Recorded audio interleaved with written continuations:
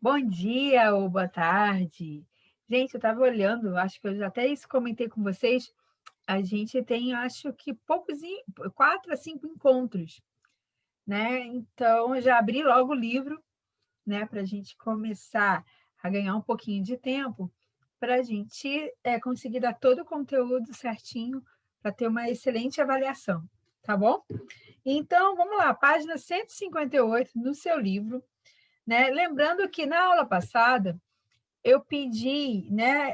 Eu coloquei a gravura do Filho Pródigo, vou até subir um pouquinho aqui, do quadro de Rembrandt, que é quem a gente está estudando, o retorno do filho, né? Que vem falando, e a gente analisou, observou ponto por ponto desse quadro, tá? Se você pegar a aula passada, você vai ver que eu fiz uma ponte com essa página e com a página anterior, tá bom? Tinha aqui PowerPoint e tal, tudo certinho. Vamos lá. Discrepância com a parábola. Toda vez que você faz uma representação, uma figura de um texto conhecido, uma história, uma parábola, né?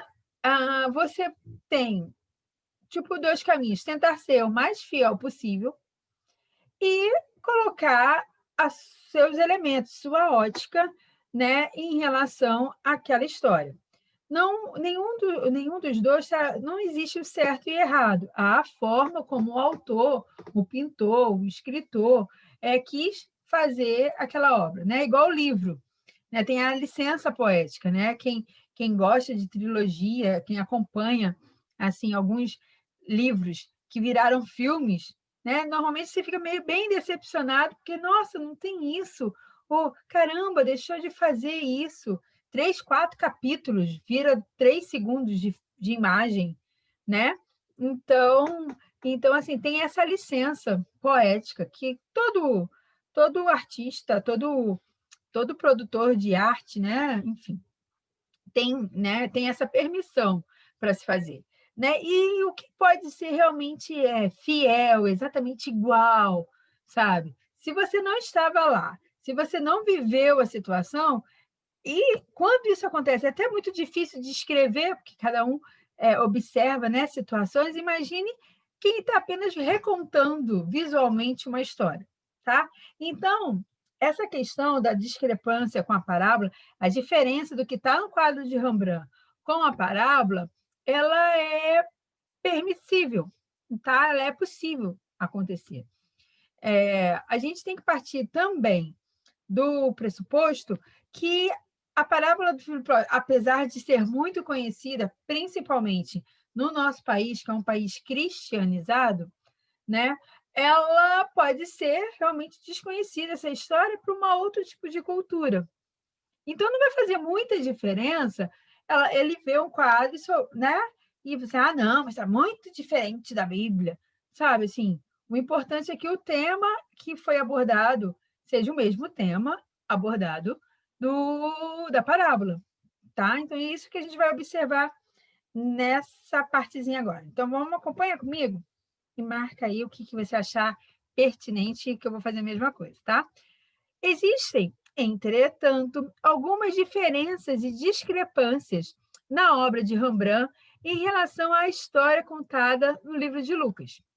Veja a seguir a narração do que acontece depois que o filho pródigo resolve voltar para a casa de seu pai.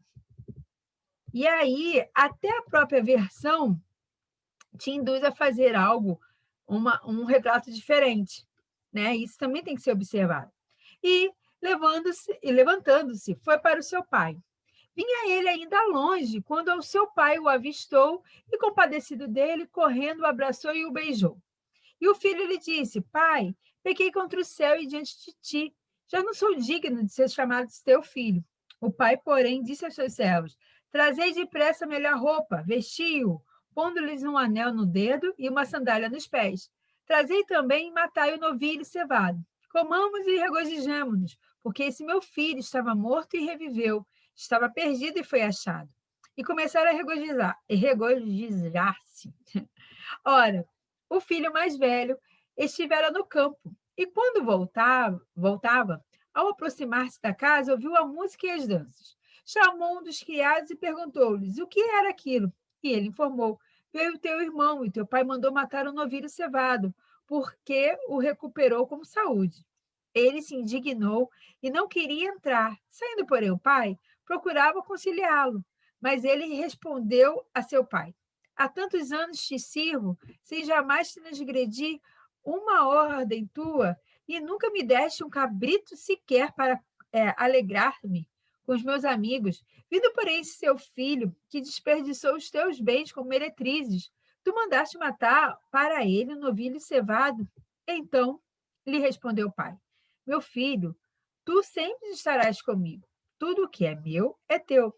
Entretanto, era preciso que nos regozijássemos e nos alegrássemos, porque esse teu irmão estava morto e reviveu, estava perdido e foi achado. Qual é o tema dessa parábola? Responde aí para mim aí. Qual que você acha que é o tema dessa história? Seria assim, qual é a lição de moral, né? O pessoal gosta de tirar, né? O que o Espírito Santo te traz aí para te confrontar mesmo, né? A palavra tem que ser de confronto, assim. O que você tira de lição, né, para a sua vida em relação a isso, tá? Em primeiro lugar, quando o filho mais novo chega para pedir o perdão, a reação do pai é eufórica e não tão serena como retratado por Rembrandt, tá? Então, a gente vai começar a analisar o quadro e o que está dizendo a história. Então, a primeira parte diferenciada é essa relação, né? O pai chegou a trazer e fazer e tal, e no quadro está lá só o cara abraçando.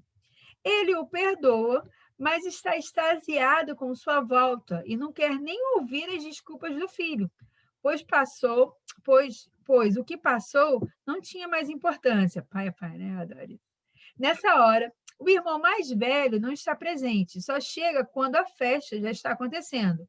Quando seu irmão já está vestido com roupas finas e sapatos providenciados pelo pai. Os servos aparecem na história, mas não há menção de uma personagem mulher. Tá? E o quadro a gente analisou na aula passada, né, que possivelmente tinha uma mulher, tinha uma silhueta de uma mulher assim no canto, bem na penumbra. Né? Se observássemos bem, as vestes que Rembrandt coloca nos personagens não são dos tempos bíblicos, mas são contemporâneos à Holanda do pintor, né, daquele século. Eu tinha que marcar aqui, eu me lendo, me empolgando, né? Vamos lá.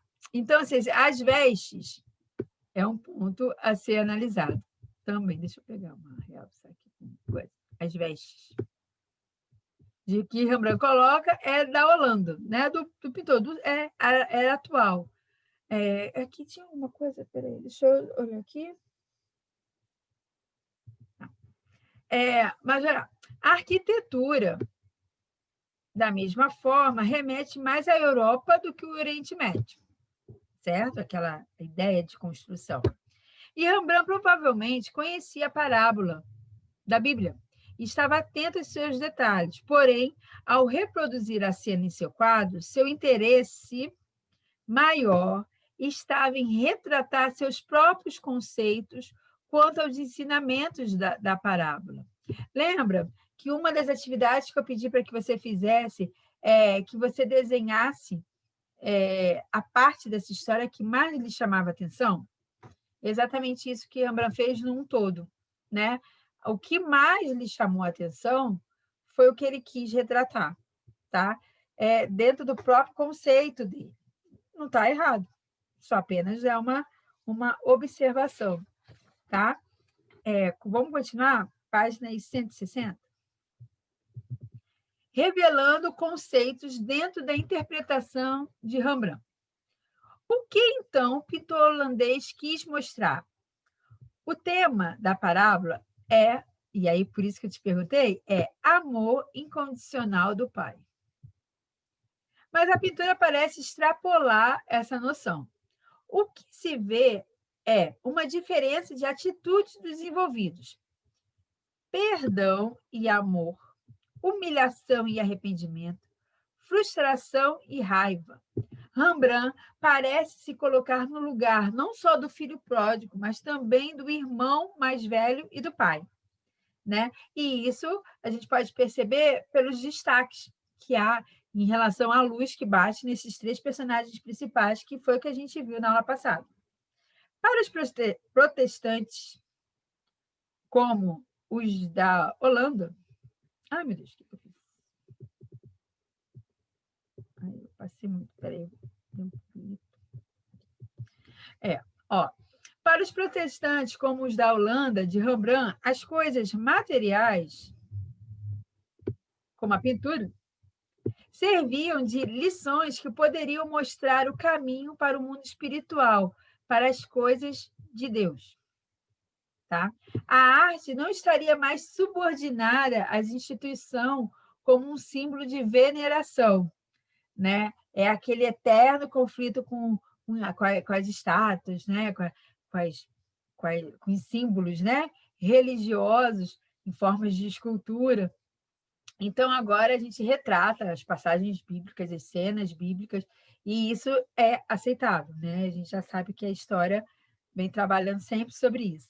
A arte não estaria mais subordinada, aqui acabei de falar, à instituição como símbolo de veneração, né? São as estátuas. O que importava agora era a mensagem e a sua interpretação. Na tela de 1668, o pintor holandês, vemos a justiça e a graça de Deus andando lado a lado, ao mesmo tempo que percebemos as muitas faces da contradição da condição humana. Né? Então, foi todos esses valores que Rembrandt tentou ali emplacar nessa obra do Retorno do Filho. Estilo barroco na Itália e nos Países Baixos.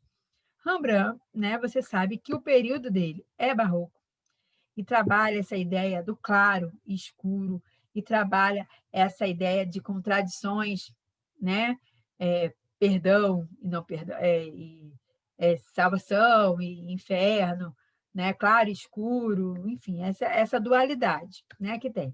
O período barroco da história da arte é geralmente associado como aquele que imediatamente sucedeu ao Renascimento, imortalizado pela arte de Leonardo da Vinci e Michelangelo.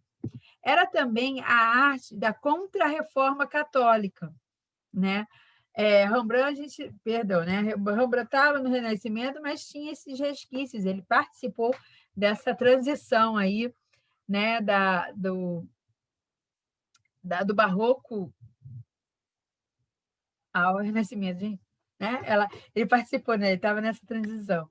Né? Então, olha só, a arte da Contra-Reforma Católica, usada como meio de tentar conter os avanços do protestantismo europeu. Né? A propósito, Michelangelo já começava a sinalizar as mudanças estilísticas, como a pintura em seu nome do afresco do Juízo Final da Capela Sistina. Então, houve realmente aqui, tá vendo? É muito diferente da ideia de Rembrandt, né? De colocar a sua impressão na obra. Tá? E as imagens, então, as pinturas começaram a ter tipo um valor para agregar aí mais adeptos. Tá? O novo estilo... Peraí, cadê? Deixa eu ver aqui. O novo estilo buscava uma resposta mais emotiva dos fiéis por meio do apelo dramático e comovente das pinturas e esculturas. Isso demandava um hábil uso de contrastes, de focos de luz muito fortes nas áreas escuras e adjacentes, que é o chiaroscuro. O chiaroscuro, gente, nada mais é que aquela técnica do esfumaço.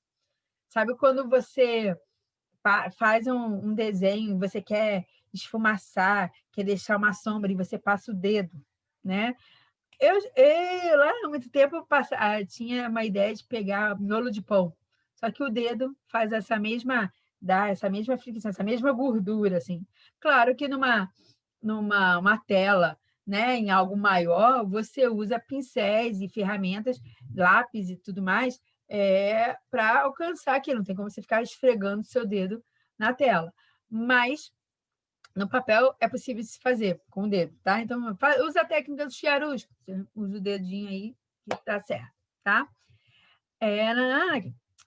Os personagens geralmente mostravam movimentos bruscos, como Paulo fez ao levantar as mãos aos céus na sua conversão na tela de Caravaggio. Tá aqui.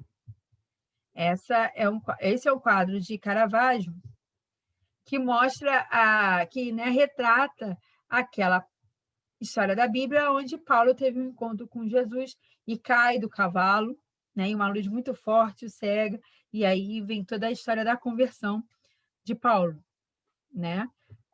O cavalo de Paulo é tomado pela luz e cria uma forma ovalada que nos obriga a olhar a cena de uma só vez, né? Aquela coisa assim, uma cena, se tivesse que transformar isso, se lembra da atenção para essas atividades, se tivesse que transformar isso em bolas, né? Em ovais, né? O que você colocaria nessa cena principal, nessa forma ovalada principal, tá?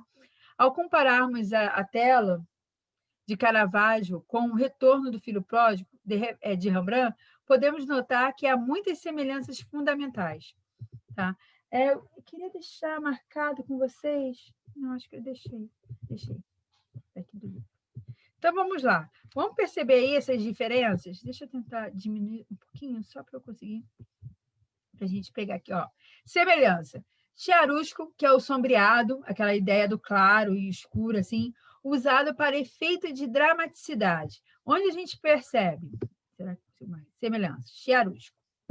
Então, aqui a gente tem um sombreado aqui, e a gente tem essa parte escura e um sombreado aqui embaixo. Percebe?